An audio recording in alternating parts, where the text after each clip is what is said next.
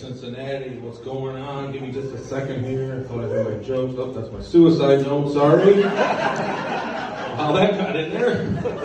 Okay, back on track. Somebody to proofread that for me. Cincinnati, the hometown, the birthplace of Nikki Glazer and Charles Manson. You don't get much different than that. It's so nice to be performing again. I love performing. It's really just nice to be up in front of a group like this without a jury. It's unsettling, but it's nice. I typically don't share a lot of personal stuff, but real quick, I wanted to share a pretty big life decision, if I may. So I decided to completely give up drinking on Thursdays. It was just time. Got some good news from my doctor the other day. He said my bulimia is under control. Yes, thank God. So my parents growing up, they were okay. They did a pretty good job raising me and my brothers and sisters. But like I knew a lot of kids whose parents, when it came to like encouraging them, like and pushing them in their dreams and stuff, they were there to kind of give them that little extra encouragement, which I didn't really get growing up from my parents. I just wish looking back now, like they would have pushed me a little bit harder down the stairs. I think it would have made a world of difference. But they did in their defense, they did make like scrapbooks for each of us, like showcasing what they thought were like our biggest achievements, like when I graduated high school, when I graduated college, when I was acquitted. No, I'm just joking. I never went to college. But I have a nephew, he's 5, and whenever my brother and his wife have me babysit, they always have me read him a bedtime story, which is cool because he's at that really fun age where he's into like dragons and witches and like wizards and pretty much anything make-believe. So I've been reading to him about Scientology, and tuckers him right out. So he's a good kid. I'll tell you what, guys, I feel like Hollywood, they're like running out of ideas. Like some of the stuff they remake everything, all these shitty movies and stuff. Like, what are they going to eventually do? Like, are they going to start combining movies? Like, are we going to have like The Green 8 Mile? Like, 2 death row inmates like rat battling for their lives?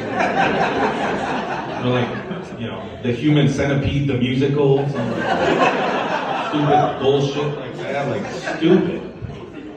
stupid. I gotta disagree with you, sir. Real quick, I wanted to talk about the pandemic because we don't hear about it enough anymore. I actually did work in a liquor store during most of the pandemic, which sucked. It wasn't fun. And I don't know what happened. Like, people forget how to bathe while they were at home. No more than 10 feet from a goddamn shower, like for months on end. I hope not, but like dealing with some of these customers, you wouldn't know that.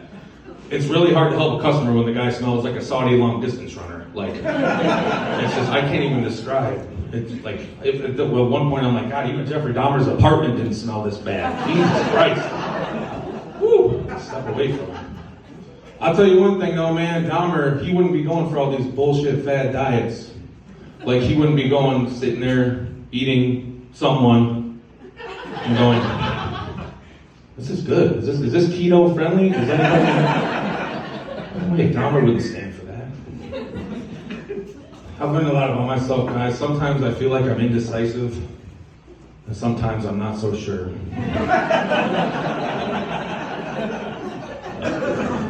It's such a thing about the fact that we're all going to die, and eventually it really is depressing. I try not to think about it, but I at least hope I die like doing something fun. So my obituary will say like, Mr. Wells died on the world's tallest, fastest roller coaster. He was thrilled to death. Not like he died in his apartment, drinking an Appletini, watching Say Yes to the Dress. Last thing, guys, I was telling you about my family earlier. My parents, growing up, we were actually very poor. P-O-R-E.